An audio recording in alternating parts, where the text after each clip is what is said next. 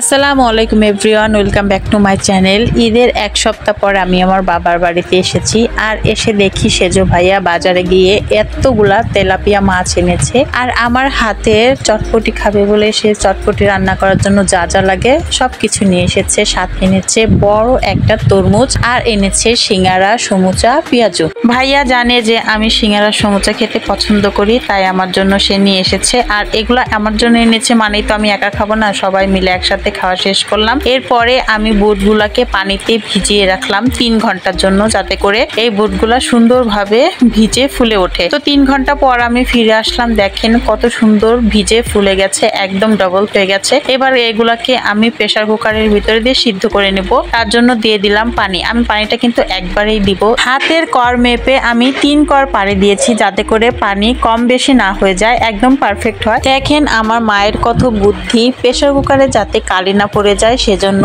সে এভাবে একটা টেকনিক করে নিয়েছে। প্রেসার কুকারে মাত্র 3টা শীষ দিবেন, তাহলে দেখবেন এই বুটটা সুন্দরভাবে কিন্তু সিদ্ধ হবে, একদম গলেও যাবে না আবার একদম কাঁচাও থাকবে না। তো আমি সিদ্ধ করে নিয়েছি। এবার এর ভিতরে কেটে রাখা আলুগুলো দিয়ে দিলাম। এবার একটা কড়াইতে আমি দিয়ে দিলাম পরিমাণ মতো তেল। এবার তেলটা গরম হয়ে গেছে, দিয়ে দিব কাঁচামরিচ কুচি আর পেঁয়াজ কুচি। আমার মা আমাকে বলছিল এই গরমে চুলায় রান্না করার দরকার নাই, গ্যাসে রান্না করতে। তো আমি বললাম যে না, আমি চুলায় রান্না করব, কারণ চুলায় রান্না করার স্বাদই অন্যরকম। আর আমি সবসময় চুলাতেই রান্না করি। আর মারা তো সবসময় মেয়েদের দুঃখই বোঝে বলেন। মরিচ আর পেঁয়াজটাকে সুন্দর করে বাদামি করে ভেজে নিয়েছি। এবার আমি এর ভিতরে দিয়ে দেব অল্প একটুখানি আদা রসুন বাটা আর দিয়ে দেবো একটু জিরা বাটা। দিয়ে মশলাটাকে ভালো করে নেড়েচেড়ে ভেজে নিব। দিয়ে দিব হাফ চা চামচের মতো শুকনো মরিচের গুঁড়া, স্বাদ মতো লবণ আর পরিমাণ মতো হলুদের গুঁড়া দিয়ে আবারও মশলাটাকে সুন্দর করে নেড়েচেড়ে একটু ভেজে নিব। এবার দিয়ে দিব অল্প পরিমাণে একটু পানি মশলাটাকে কষিয়ে নেওয়ার জন্য। তো ভালো করে নেড়েচেড়ে আমি মশলাটাকে কষিয়ে নিলাম। এবার দিয়ে দিব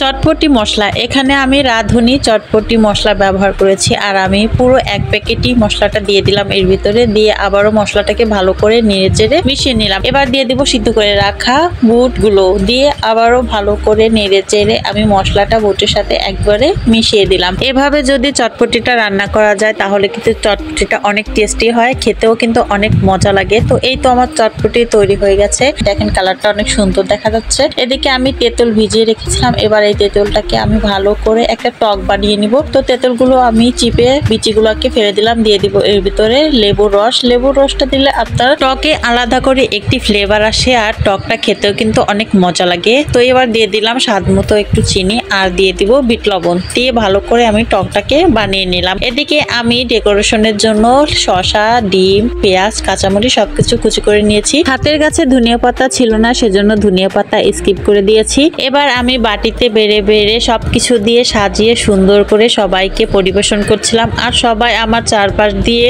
আমাকে ঘিরে ধরেছে চটপটি খাবে বলে। আমার হাতে চটপটি নাকি ওদের কাছে অনেক মজা লাগে আর অনেক টেস্টি হয়। তো আমি সবাইকে সুন্দর করে এভাবে সাজিয়ে দিচ্ছিলাম। তো আজকের রেসিপিটি কেমন লাগলো অবশ্যই কমেন্টে জানাবেন। ভিডিওটি ভালো লাগলে লাইক, কমেন্ট, শেয়ার করে দিবেন আর আমার ইউটিউব চ্যানেলটিকে সাবস্ক্রাইব করে দিবেন। এরকম আরো সব মজার মজার রেসিপি নিয়ে হাজির হয়ে যাব আপনাদের সামনে। ততক্ষণ আপনারা ভালো থাকবেন, সুস্থ থাকবেন। আজকের মতো ভিডিওটি এখানেই শেষ করছি। আল্লাহ হাফেজ।